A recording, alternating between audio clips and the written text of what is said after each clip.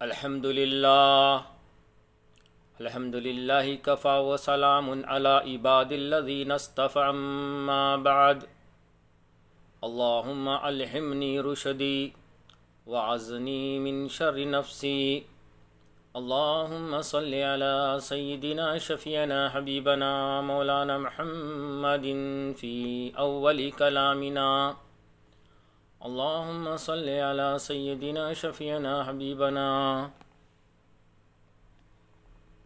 في أوسط كلامنا اللهم صل على سيدنا شفيعنا حبيبنا مولانا محمد في آخر كلامنا۔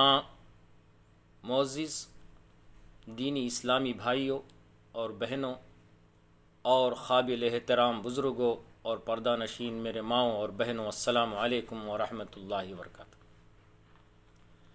اللہ تبارک و تعالیٰ کی حمد و ثنا کے بعد حضور اکرم صلی اللہ علیہ وسلم پر لاکھوں کروڑوں درود و سلام۔ عرض گزارش یہ ہے کہ میرے عزیز دوستو، بزرگوں، ہم سب اس خالق کائنات کے بندے ہیں جو بہت بڑا مہربان، رحمان، قدرت والا، بڑی شان والا، اور وہ اپنی ذات اور صفات میں اکیلا ہے، اس کا کوئی شریک نہیں۔ وہ اکیلا تھا، اکیلا ہے، روز قیامت تک اکیلا رہے گا۔ اللہ رب العالمین نے جب سے اس کائنات کو بنایا، اس وقت سے لے کر آج تک تمام نظام و نقل و حرکت کو اپنے قبضے قدرت میں رکھا ہے۔ اس کے حکم کے بغیر کوئی عمل کارساز نہیں ہوتا۔ اللہ نے اس کائنات کے وجود کے بعد کئی مخلوقات کو پیدا فرمایا، جس کی تصدیق ہمارے آقا تاجدار مدینہ احمد مصطفیٰ محمد الرسول اللہ صلی اللہ علیہ وسلم نے کی۔ ان کے قول کے مطابق دنیا کے اندر اللہ تبارک و تعالیٰ نے 18,000 مخلوقات کی تخلیق فرمائی۔ ان تمام مخلوقات میں آدم انسان کو اشرف المخلوقات بنا کر اس دنیا کے اندر پیدا فرمایا۔ اس کی اصل وجہ اللہ تبارک و تعالیٰ نے آدم انسان کے اندر علم و ہنر، عقل و سمجھ، اچھائی و برائی کو سمجھنے کا مادہ رکھا۔ اس لیے آدم انسان کو تمام مخلوق کا بادشاہ بنا کر اس دنیا کے اندر پیدا فرمایا۔ میرے محترم بزرگوں، عزیز دوستو، دنیا کے اندر جب بھی کوئی بچہ پیدا ہوتا ہے تو وہ مسلمان بن کر اس دنیا کے اندر پیدا ہوتا ہے۔ اس کی تصدیق اس حدیث سے کی جاتی ہے۔ ایک حدیث میں آتا ہے کہ فرمایا نبی کریم صلی اللہ علیہ وسلم نے، جب دنیا میں بچہ پیدا ہوتا ہے تو اسلام پذیر پیدا ہوتا ہے، بعد اس کا معاشرہ یا اس کے والدین اسے یہودی یا نصرانی بنانے پر تلے ہوتے ہیں۔ صحیح البخاری۔ میرے عزیز دوستو، بزرگوں، الحمدللہ ثم الحمدللہ، اللہ کا بے انتہا شکر و احسان ہے کہ اللہ تبارک و تعالیٰ نے ہمیں ایمان پر قائم دائم رکھا، مسلمانوں کے گھروں میں پیدا فرمایا اور ایمان پر مستقم قائم اور دائم رکھا۔ یہ اللہ کا شکر و احسان۔ اللہ انسان کو پیدا فرماتا ہے تو اس کی زندگی کی تمام ضروریات کو، یعنی عمر، رزق، موت، حیاتی، روزی کا ذریعہ، جوڑا، رشتہ داری، ہر پہلو جو انسان کی زندگی کے لیے ضرورت ہوتی ہے، سب کچھ عالم ارواح میں اس کی تقدیر کو لکھ کر لوح محفوظ میں قلم بند کر چکا ہے۔ جب جب انسان کو اس کی ضرورت پڑتی ہے تو اللہ تبارک و تعالی اسے پورا کرنے کے لیے کچھ ذرائع فراہم کرتا ہے، اور بعض اوقات ان تمام ضرورتوں کو فرشتوں کے ذمے سونپ دیتا ہے۔ فرشتے انسان کی نقل و حرکت پر، اس کی محنت پر، اس کے عمل پر منحصر اس کی ضرورت کو پورا کرنے میں مدد فرماتے ہیں۔ جیسا کہ اللہ تبارک و تعالیٰ نے انسان کی ضرورت کے لیے جو اشیاء جات مہیا فرمایا ہے، اسے اپنے کلام پاک میں سورۃ البقرہ آیت نمبر 22 میں ارشاد فرماتا ہے، الذی جعل لکم الارض فراشا والسماء بناء وانزل من السماء ماء فاخرج به من الثمرات رزقا لکم فلا تجعلوا للہ اندادا وانتم تعلمون۔ اللہ فرماتا ہے، جس نے تمہارے لیے زمین کو فرش اور آسمان کو چھت بنایا، اور آسمان سے پانی اتار کر اس سے پھل پیدا کر کے تمہیں روزی دی، خبردار باوجود جاننے کہ اللہ کے شریک مقرر نہ کرو۔ میرے عزیز دوستو، بزرگوں، نوجوان ساتھیوں، اللہ تبارک و تعالیٰ اس میں تمام انسانوں سے مخاطب ہے، صرف مسلمانوں کے لیے نہیں، دنیا کے بسنے والے تمام انسانوں سے مخاطب ہو کر کہہ رہا ہے کہ ہم نے تمہارے لیے زمین کو فرش اور آسمان کو چھت، اور تمہارے لیے بارش کی شکل میں پانی مہیا کیا، جس سے تم زمین پر ہل چلا کر اپنی روزی کو اگا لیں۔ یہ ہماری قدرت کی نشانی ہے، جو تمہارے لیے تمہاری ضرورتوں کو پورا کرنے کا ذریعہ ہم نے مہیا فرمایا، بلکہ ایک شرط پر کہ تم میرے سوا کسی کو معبود نہ بناؤ، مجھ پر اعتماد و توکل اور مرضی خداوندی کے مطابق اپنی جان اور مال کو میرے راستے میں خرچ کرو، اور اپنی محنت اور مشقت کے ساتھ ساتھ مجھ پر توکل رکھو۔ انشاءاللہ میں تمہارا رب ہوں اور پالن ہارا ہوں، اور میں تمہاری ضرورتوں کو اچھی طرح جاننے والا ہوں۔ دوستو، یہاں پر دو چیزوں کا ہونا انسان کی کامیابی اور قوموں کی کامیابی اور ملکوں کی ترقی کا باعث بن سکتی ہے۔ ایک محنت اور دوسرا جان اور مال کی قربانی۔ جس قوم اور جس انسان میں یہ دو چیزیں پائی جائے گی، وہ کبھی تنزل کی طرف نہیں بڑھے گی۔ ملک بھی ترقی کرے گا، اور وہ انسان بھی ترقی کرے گا، اور وہ قوم بھی کامیابی کی طرف بڑھے گی۔ جب مسلمان اپنے جان و مال کی قربانی دینے آیا تو ملکوں کے ملک کفریت سے، شرک سے، بدعت پرستی سے اور نا اسلام کے دشمنوں سے آزاد کروانے میں کامیاب ہو گئے۔ اس کی مثال ہمارا ملک جب اسے ہندوستان کے نام سے جاننے جانے لگا، یہاں پر سب سے پہلے آنے والے انسان ساری انسانیت کے باپ حضرت آدم علیہ نبینا علیہ السلام تھے۔ میرے عزیز دوستو، نوجوان ساتھیوں، یہ ایمان سے سرفراز تھے، یہ مسلمان تھے۔ ان کی 1000 سالہ دور حکومت میں، یعنی حضرت آدم علیہ السلام کی نسل بہ نسل ہندوستان کی سرزمین پر گزری۔ 1000 سال انہوں نے جو ہے زندگی بسر کی۔ 1000 سال کی عمر کے بعد اللہ تبارک و تعالیٰ نے انہیں موت سے نیند میں سلا دیا۔ ہندوستان کے اندر مسلمانوں کا راج تھا۔ 1000 سال ان کی دور حکومت کے اندر صرف اسلام ہی کا بول بالا تھا۔ جیسے انسانوں کی تعداد بڑھتی گئی، جیسے انسانوں کی تعداد میں زیادتی ہوتی گئی، ویسے شرک و بدعت کا آغاز بھی ہوا۔ مختصراً پہلے کئی صدیوں تک مسلمان اس پر راج کرنے لگے، بعد ان کی کچھ نافرمانیوں سے غیروں نے قبضہ جما لیا، اللہ جسے چاہتا ہے اسے عزت بھی دیتا ہے، حکومت بھی دیتا ہے۔ جب مسلمان اللہ کو چھوڑ کر غیروں کے تلوے چاٹنے لگتا ہے، غیروں کے سامنے اپنا سر جھکانے لگتا ہے، تو اللہ تبارک و تعالی اسے اس کی حکومت بھی چھین لیتا ہے، اس کا مال بھی چھین لیتا ہے، اور غیروں کو اس کے سامنے کھڑا کرتا ہے، کہتا ہے کہ دیکھ میں وہ قدرت رکھتا ہوں، جب تو مجھے بھلائے گا تو میں بھی تجھے بھلا کر دکھا دوں گا۔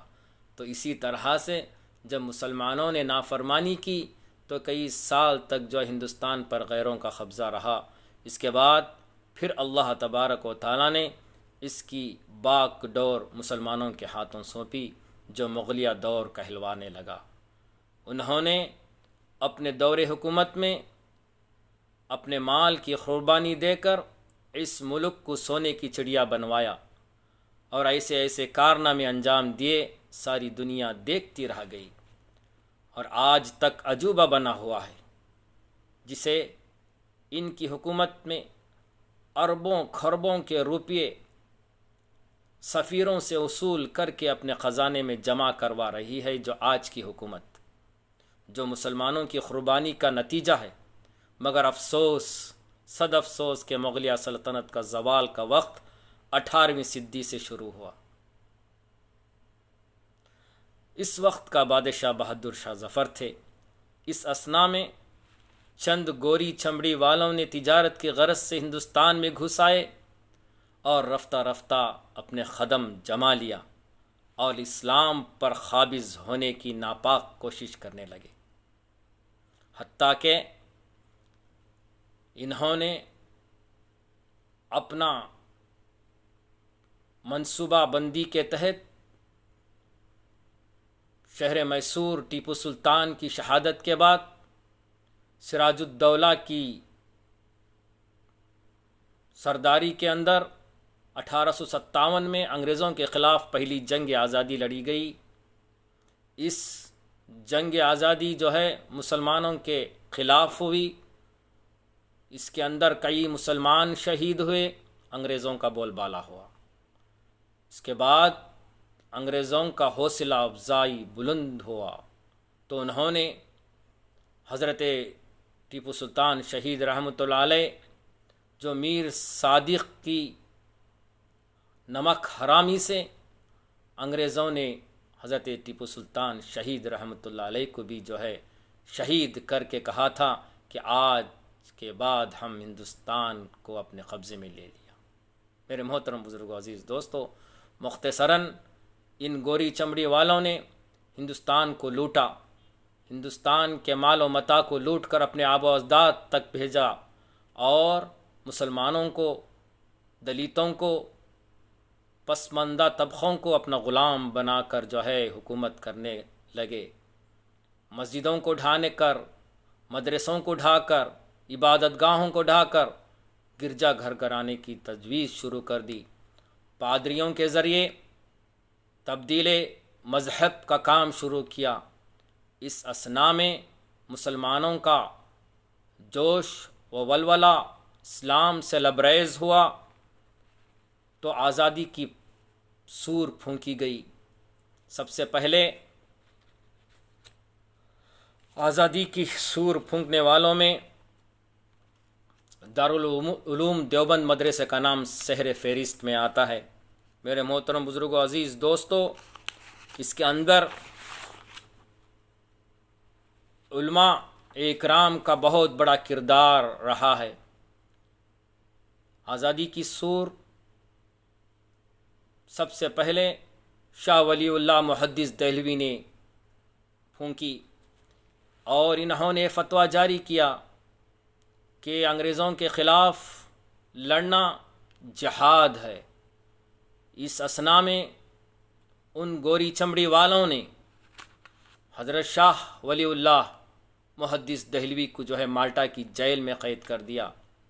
ان کے ساتھ کئی علماء اکرام، معزز علماء اکرام، جیسے مولانا اسماعیل شہید رحمۃ اللہ علیہ، مولانا قاسم ناندوی رحمۃ اللہ علیہ، مولانا مفتی کفایت اللہ رحمۃ اللہ علیہ، مولانا گنگوئی رحمۃ اللہ علیہ، مولانا حافظ ضامن شہید رحمۃ اللہ علیہ، مولانا حسین احمد مدنی رحمۃ اللہ علیہ اور مولانا آزاد کا نام سر فہرست میں آتا ہے۔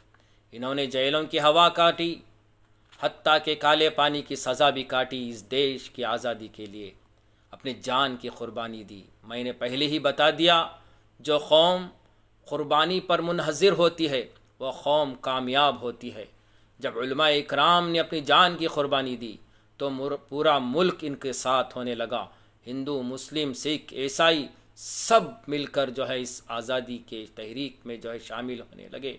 آخر کار ان کی قربانی رنگ لائی تو 1947 کی وہ شب جو ماہ رمضان کا مہینہ تھا، شب قدر کی رات تھی، ان گوری چمڑی والوں نے اس دیش کو چھوڑ کر بھاگنے پر مجبور ہو گئے۔ اس اثنا میں فرماتے ہیں، تاریخ میں آتا ہے کہ 2 لاکھ مسلمان اس آزادی جنگ میں شہید ہوئے، 56,000 علماؤں کو پھانسی پر چڑھایا گیا۔ ایسا کوئی درخت خالی نہ تھا جس پر علماء کی لاش لٹکی نہ ہوئی ہو، جب جا کر اس ہندوستان کو جو ہے آزادی ملی۔ میرے محترم بزرگوں، عزیز دوستو، جس قوم کے اندر محنت اور قربانی کا جذبہ ہوتا ہے وہ قوم آگے چل کر کامیابی ہوتی ہے، ملکوں کے ملک بھی آزاد ہوتے ہیں۔ میرے محترم بزرگوں، عزیز دوستو، اس کے بعد آج مسلمان ایک تو دنیاوی تاریخ کو بھلا بیٹھا، اپنے ملک کی تاریخ کو بھلا بیٹھا، اسے یہ بھی پتہ نہیں کہ ملک کی آزادی کے اندر مسلمانوں کا کیا کردار، کیا رول تھا۔ دوسرا یہ کہ اپنی اسلامی تاریخ کو بھی بھلا بیٹھا، اسے یہ بھی معلوم نہیں کہ اسلامی کیلنڈر کے ذریعے سے اسلام کی مہینوں کی شروعات کیسے ہوتی ہے اور اس کے معجد کون ہے اور اس کے مہینے کون کون سے ہیں۔ میرے محترم بزرگوں، عزیز دوستو، پہل مسلمان اسلام کے ماننے والے اسلامی کیلنڈر کا استعمال کرتے، مسلمان جو اسلامی کیلنڈر کے تحت اسلامی مہینوں کو جانتے نہیں۔ ایک زمانہ وہ تھا جب انسانوں کی زبان پر ہندی مہینے چلتے تھے، چاقو، ماس وغیرہ جو ہے یہ ہندی مہینوں کے نام تھے، وغیرہ وغیرہ۔ وہ زمانہ چلے گیا، مگر آج کل ہر ایک کے زبان پر انگریزی کیلنڈر کے اعتبار سے مہینوں کی گنتی ہوتی ہے، یعنی جنوری، فیبروری، مارچ کے اعتبار سے جو ہے مہینوں کو گنوایا جاتا ہے۔ کوئی مسلمان یہ نہیں جانتا کہ عربی کیلنڈر کے اعتبار سے اسلامی سال کی شروعات ہونی چاہیے اور اس کے 12 مہینوں کے نام کیا ہیں۔ کسی مسلمان کو پوچھو کہ اسلامی سال کا آغاز کس مہینے سے ہوتا ہے، اسے یہ پتہ تک نہیں۔ یہ پوچھو کہ کس فلم کے ہیرو کا آغاز کس فلم سے ہوتا ہے، کس ہیرو سے ہوتا ہے، تو پھٹ سے بتا دے گا کہ فلاں پکچر کا جو ہے آغاز فلاں ہیرو سے ہوگا۔ آج مسلمان اتنا بے غیرت ہوتا چلا گیا ہے کہ اسلامی تاریخ کو بھی بھلا بیٹھا، اسلامی کیلنڈر کو بھی بھلا بیٹھا، سال کا آغاز کا مہینے کو بھی بھلا بیٹھا۔ میرے محترم بزرگوں، عزیز نوجوان ساتھیوں، اسلامی کیلنڈر کے حساب سے اسلامی سال کے 12 مہینے ہیں۔ یہ ہے اسلام کا پہلا مہینہ محرم کہلاتا ہے، دوسرا مہینہ صفر کہلاتا ہے، تیسرا مہینہ ربیع الاول کہلاتا ہے، چوتھا مہینہ ربیع الثانی کہلاتا ہے، پانچواں مہینہ جمادی الاولیٰ کہلاتا ہے، چھٹا مہینہ جمادی الثانی کہلاتا ہے، ساتواں مہینہ رجب کہلواتا ہے، آٹھواں مہینہ شعبان کہلواتا ہے، نواں مہینہ رمضان کہلواتا ہے، 10واں مہینہ شوال کہلاتا ہے، 11واں مہینہ ذی القعدہ کہلواتا ہے اور 12 مہینہ ذی الحجہ کہلاتا ہے۔ یہ اسلامی کیلنڈر کے حوالے سے اسلامی سال کے 12 مہینے ہیں۔ اسے ہر ایک مسلمان کو جاننا ضروری ہے، لیکن ہماری قوم میں اتنی غفلت پائی جاتی ہے کہ اسلامی ہجری کیلنڈر سے اتنا غافل رہنا افسوس، صد افسوس ہے۔ میرے بھائیوں، بزرگوں، عزیز دوستو، مسلمانوں کو تو صرف اسلامی مہینوں میں چند ایک مہینے جھٹ سے یاد آ جاتے ہیں۔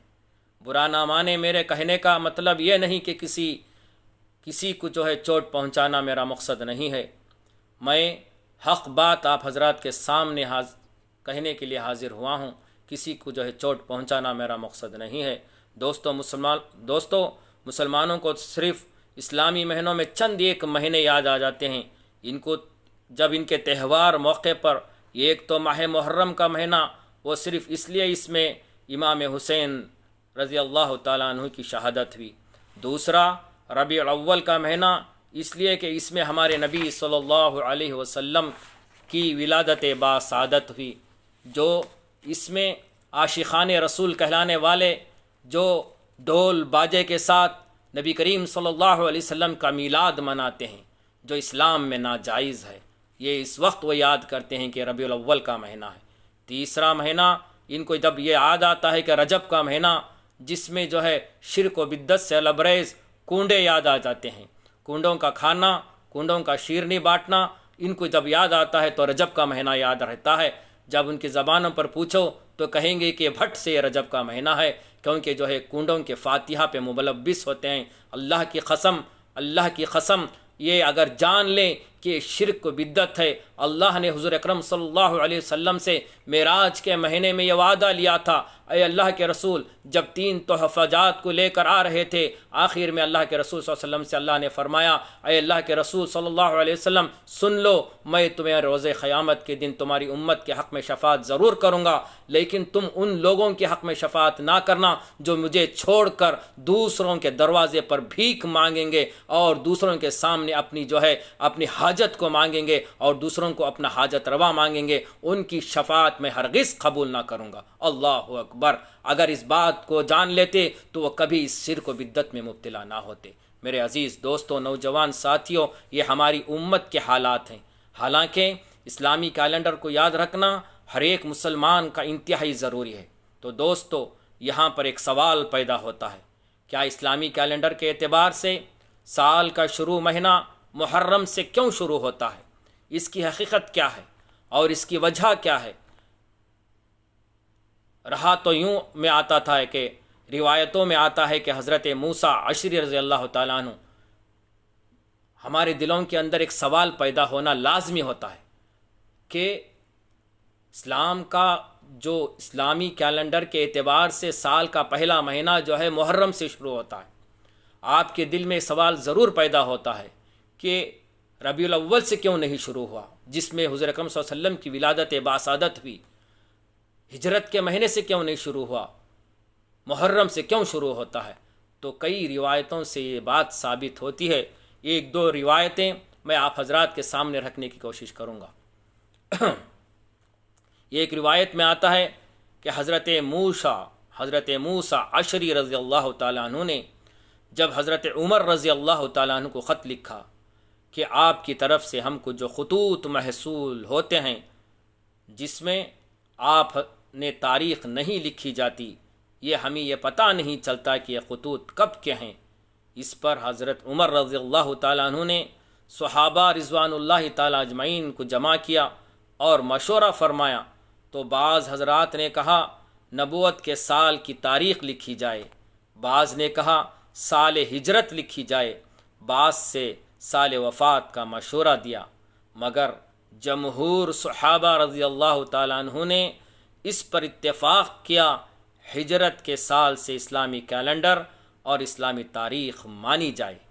تو حضرت عمر رضی اللہ تعالیٰ عنہ نے اس پر فیصلہ صادر کیا کہ یہ سال کا جو ہے ہجری کیلنڈر جو ہے اسلامی سال کا کیلنڈر ہوگا، ہجرت سے شروع ہوگا. تو یہ روایت تاریخ طبری جلد نمبر 2 صفحہ نمبر 3 میں لکھی ہے، اور دوسری روایت میں دوسری کتاب حبان بحان نے سفیان میں لکھی ہے، جلد 2 صفحہ نمبر 206. اس کے علاوہ اور کئی کتابوں میں جیسے البدویہ و نحیہ فتح الباری میں بھی لکھا ہوا ہے. اس سے معلوم ہوا کہ ہجری کیلنڈر کا ایجاد کرنے والے حضرت سیدنا عمر رضی اللہ تعالیٰ عنہ تھے.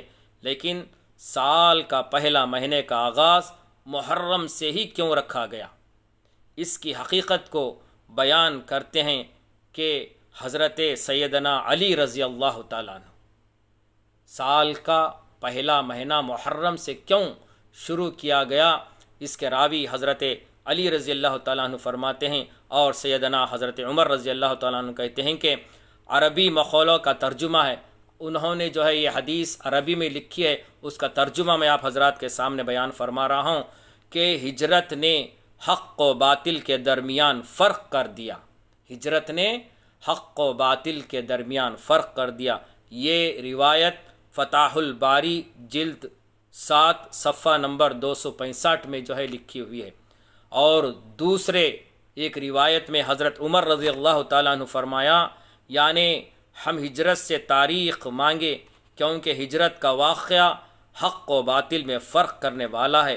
طبرانی میں یہ روایت موجود ہے، جلد 2 صفحہ نمبر 10 میں یہ واقعہ لکھا ہوا ہے، اور کئی روایت میں موجود ہے۔ حضرت عمر رضی اللہ تعالیٰ عنہ نے لوگوں کو جمع کر کے پوچھا کہ ہم کس دن سے تاریخ لکھیں؟ تو میرے دوستو عزیز نوجوان ساتھیوں، تو سب سے پہلے حضرت علی رضی اللہ تعالیٰ عنہ نے کہا، جس دن اللہ کے رسول صلی اللہ علیہ وسلم نے ہجرت کی اور شرک کی سرزمین کو چھوڑ کر ہجرت فرمایا۔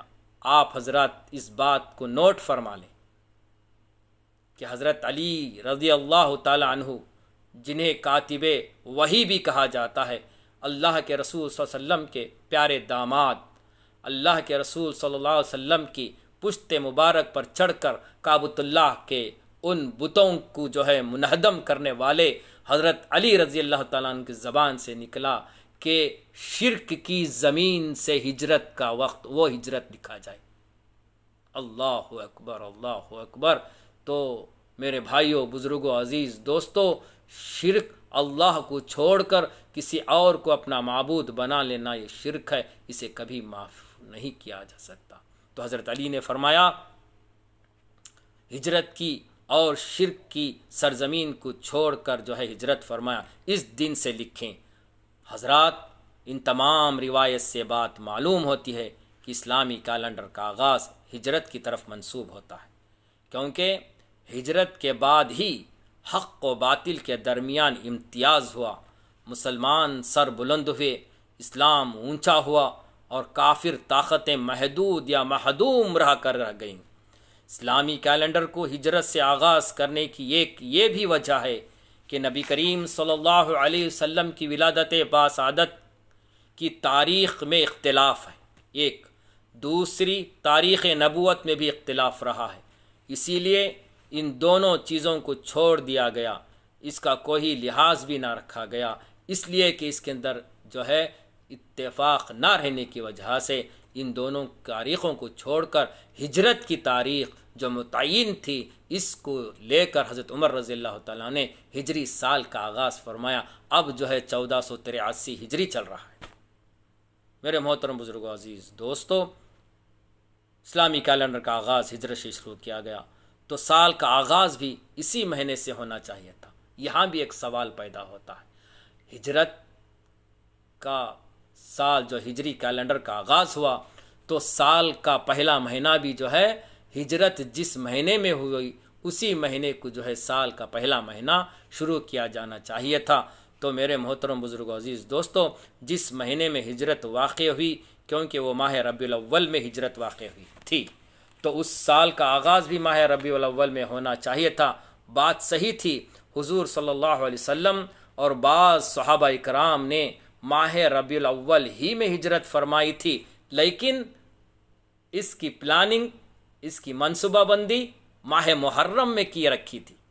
غور فرمائیں میرے محترم بزرگوں، عزیز دوستو، کسی چیز کا ایجاد کرنا ہوتا ہے تو اس کی پلاننگ پہلے کی جاتی ہے، بعد اس کا آغاز کیا جاتا ہے۔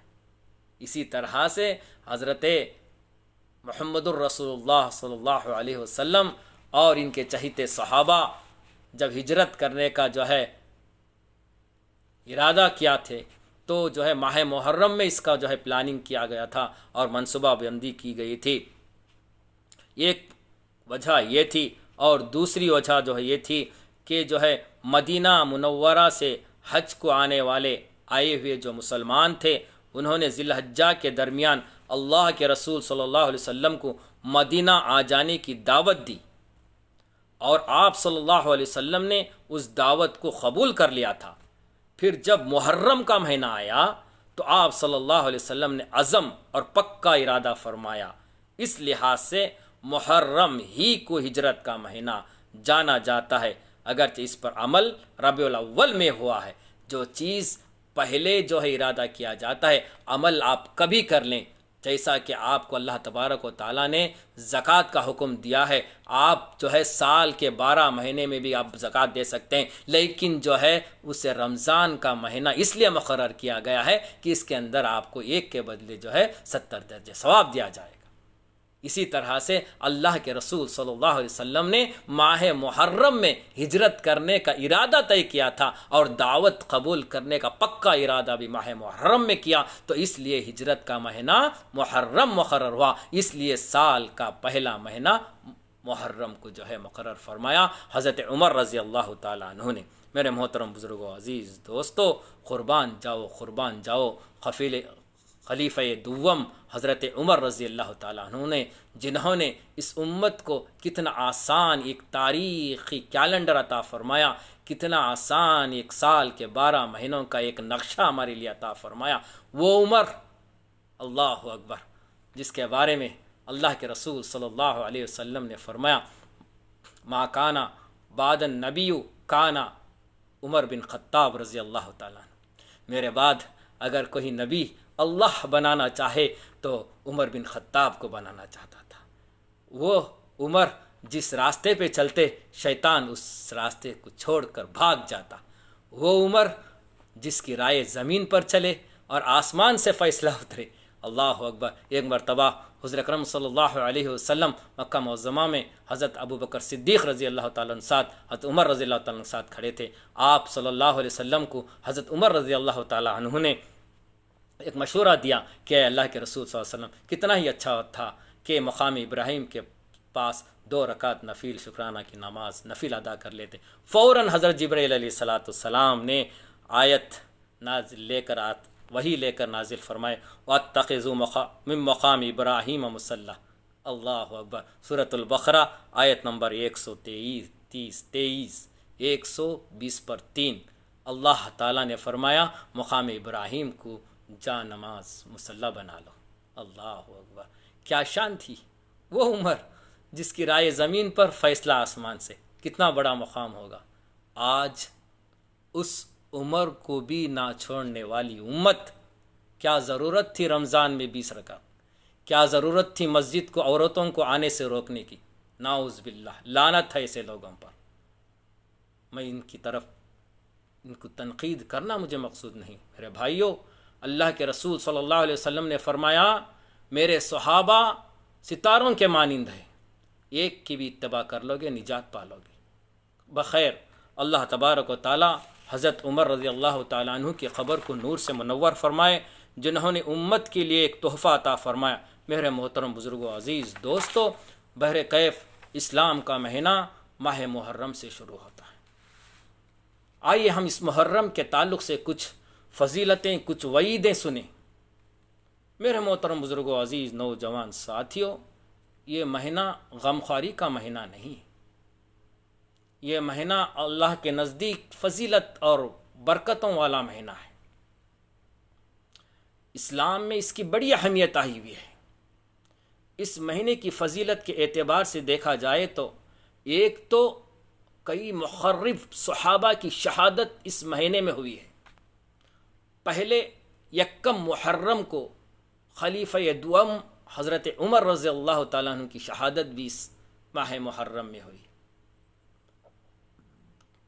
دوسرا، ماہ محرم اس لیے جو ہے مخرب ہے کہ اس کے اندر حضرت محمد الرسول اللہ صلی اللہ علیہ وسلم کے چہتے نواسے سیدنا امام حسین رضی اللہ تعالی عنہ اور اہل بیت کے چند افراد کو یزیدیوں نے بے دردی سے قتل فرمایا، جس کی اطلاع اللہ تبارک و تعالی نے حضور اکرم صلی اللہ علیہ وسلم کو حضرت امام حسین کے بچپن کے ایام میں ہی اطلاع فرمائی تھی۔ یہ ایک حدیث جو صحیح بخاری جلد نمبر 1 میں یہ حدیث درج ہے، حضرت ام سلمہ رضی اللہ تعالیٰ عنہ اس کے راوی ہیں۔ حضرت ام سلمہ رضی اللہ تعالیٰ عنہ فرماتے ہیں کہ ایک مرتبہ حضور اکرم صلی اللہ علیہ وسلم میرے گھر تشریف لائے اور مجھے فرمایا کہ آج جبرائیل علیہ السلام مجھے ملنے آ رہے ہیں، آپ دروازے پر پہرا دینا، کسی کو جو ہے اندر آنے کی اجازت نہ دینا جب تک میں باہر نہ جاؤں۔ حضرت ام سلمہ فرماتی ہیں کہ میں دروازے پر پہرا دے رہی تھی تو اتنے میں حضرت امام حسین رضی اللہ تعالیٰ عنہ دوڑ کر آئے اور اندر جانے کی کوشش کی تو میں نے انہیں روکا۔ وہ رونے لگے اور میرے گود پر چڑھنے پہ بھی وہ رونے بند نہ کیے تو میں نے انہیں چھوڑ دیا۔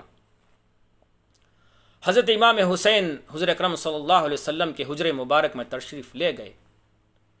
کچھ دیر کے بعد میں کیا سنتی ہوں کہ اندر سے رونے کی آواز آ رہی تھی، تو میں نے فوراً، اتنا بھی زور رونے کی آواز نہیں تھی جو چیخنا چلانا ہوتا ہے، دہاڑے مار کر رونا ہوتا ہے، پیٹنا پلانا ہوتا ہے جو آج کیا جاتا ہے۔ بہرکیف مجھے رونے کی آواز سنائی دی تو میں اندر جا کر دیکھا تو حضور اکرم صلی اللہ علیہ وسلم حضرت امام حسین رضی اللہ تعالیٰ عنہ کو اپنے سینے مبارک سے چمٹ کر رو رہے تھے۔ انسانی بشر ہونے کے ناطے اللہ کے رسول صلی اللہ علیہ وسلم کی آنکھوں سے آنسو جاری تھے۔ حضرت ام سلمہ رضی اللہ تعالیٰ عنہ نے حضور اکرم صلی اللہ علیہ وسلم کو رونے کی وجہ پوچھی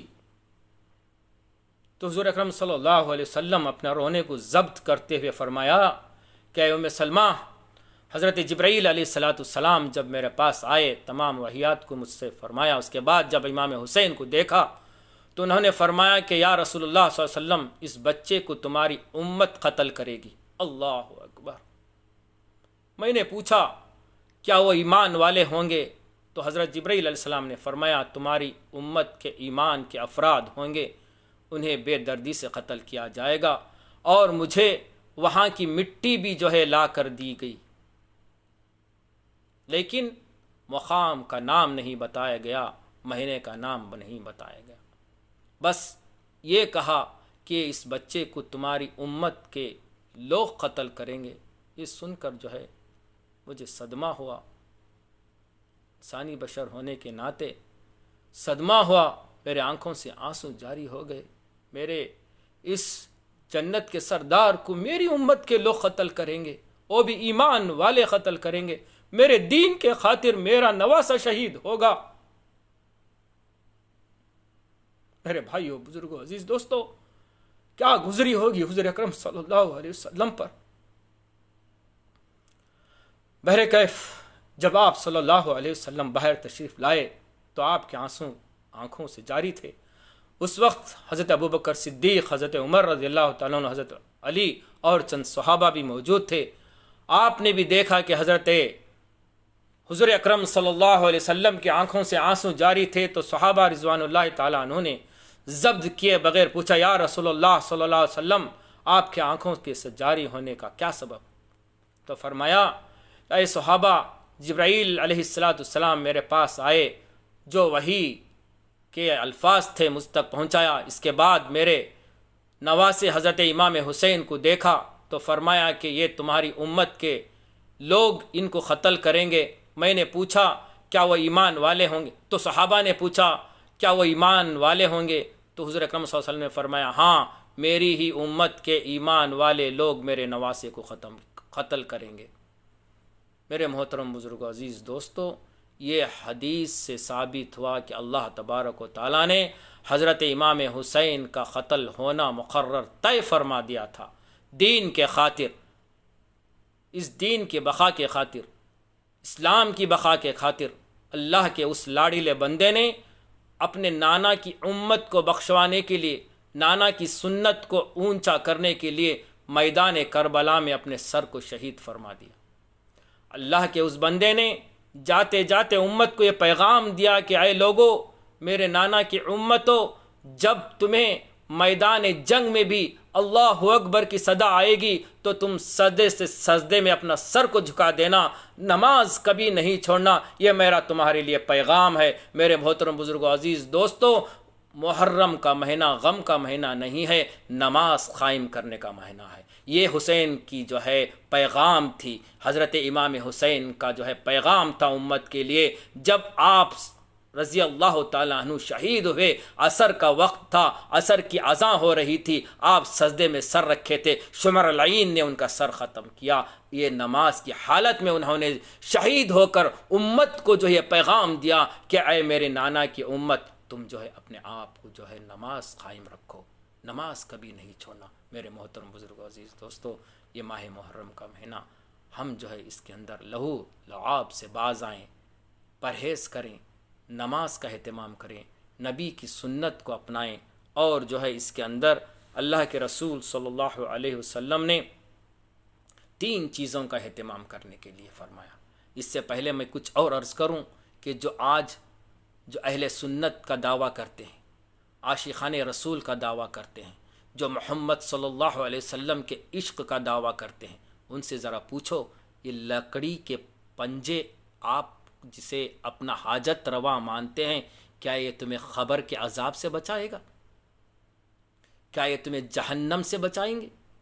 کیا یہ تمہیں پل صراط پر جو ہے بجلی کی طرح پار فرمائیں گے؟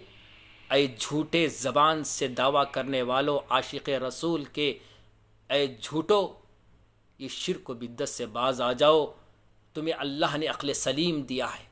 ارے ذرا شرم کرو، اس لکڑی کے پنجے، نعوذ باللہ من ذالک، ولا حول ولا قوت الا باللہ العلی العظیم۔ ایک کم عقل، ایک بے علم، ایک جاہل انسان سے بھی جا کر پوچھو اس لکڑی میں کیا طاقت ہے، اس اسٹیل کے پنجوں میں کیا طاقت ہے۔ کرنے دھرنے والی ذات ایک ہے، وہ جو وحدہ لا شریک ہے۔ ارے باز آ جاؤ ان شرک بدعت سے، ورنہ تمہارا حشر فرعون، حامان، نمرود، ابی بن خلف کے ساتھ ہوگا، یاد رکھو۔ میرے محترم بزرگوں، عزیز نوجوان ساتھیوں، اللہ کے رسول صلی اللہ علیہ وسلم نے فرمایا ماہ محرم کے 10ویں تاریخ کو 3 کام کریں، امت کے لیے بتایا گیا۔ پہلا کام، توبہ و استغفار کا اہتمام کریں۔ اس کی دلیل ایک حدیث کا مفہوم ہے۔ نبی کریم صلی اللہ علیہ وسلم نے ارشاد فرمایا، محرم کا مہینہ اللہ کا مہینہ ہے، اس میں ایک دن یعنی 10ویں محرم کا دن ایسا ہے جس میں اللہ نے ایک قوم یعنی بنی اسرائیل کی توبہ قبول فرمائی تھی، اور اس دن اللہ تبارک و تعالی دوسری قوموں کی بھی توبہ قبول فرمائے گا۔ یہ حدیث سنن ترمذی حدیث نمبر 741 میں موجود ہے، ملاحظہ فرمائیں۔ دوسرا، یوم عاشورہ کا روزہ رکھنا۔ ایک حدیث میں آیا ہے، فرمایا حضور صلی اللہ علیہ وسلم نے، اللہ سبحانہ تعالی سے امید رکھتا ہوں کہ وہ یوم عاشورہ یعنی 10ویں محرم کے روزے کو گزشتہ سال کے گناہوں کا کفارہ بنا دے گا۔ صحیح المسلم 2747 میں یہ حدیث درج ہے۔ تیسرا کام یہ کریں کہ اپنے اہل و عیال پر فراغ دلی سے خرچ کرنا۔ اس کی دلیل نبی کریم صلی اللہ علیہ وسلم کا پاک ارشاد ہے، جو شخص یوم عاشورہ کے دن اپنے اہل و عیال پر فراغ دلی سے خرچ کرے گا، اللہ سبحانہ وتعالی اس کے رزق میں سال بھر کی کشادگی عطا فرمائے گا۔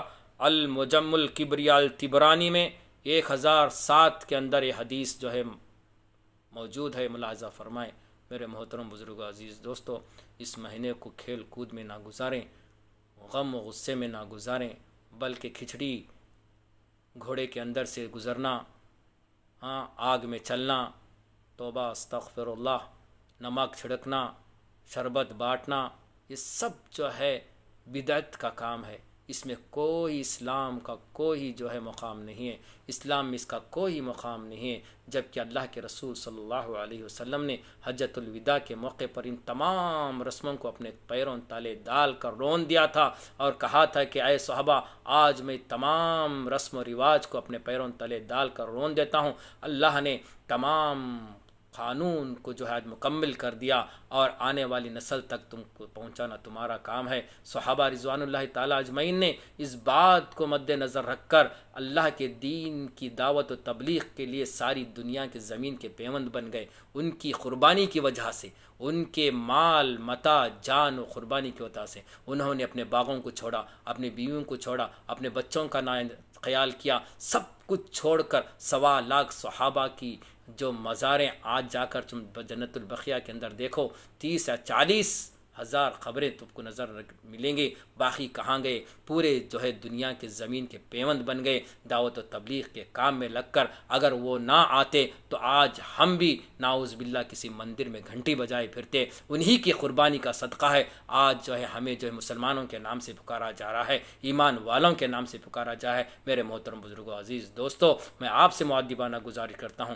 آپ کو دینی معلومات حاصل کریں، لازم حاصل کریں۔ اگر آپ کو معلوم نہیں ہے تو براہ مہربانی ایک چلتا پھرتا راستہ اللہ کے بندوں نے اختیار کیا ہے، جماعت والوں نے استعمال کیا ہے، دعوت و تبلیغ کے نام سے جو جماعتیں نکلتے ہیں اس کے اندر نکالیں، 3 دن جائیں، 40 دن جائیں، 4 مہینے جائیں، اللہ کے راستے میں جا کر دین کو سیکھیں۔ کسی کو سکھانا مقصود نہیں ہے۔ آج اپنے گریبان میں جھانک کر دیکھیں، نہ تو ہمیں جو ہے غسل کا طریقہ معلوم، نہ تو وضو کا طریقہ معلوم، نہ تو نماز کے فرائض معلوم، نماز کیسی پڑھی جاتی ہے معلوم نہیں، نماز جب رکعت بننے کے بعد کیا پڑھا جاتا ہے معلوم نہیں ہے، جو ہے اپنے باپ کا قبرستان میں جانے کے بعد جنازے نمازہ میں کیا پڑھا جاتا ہے مسلمان کو پتہ نہیں ہے۔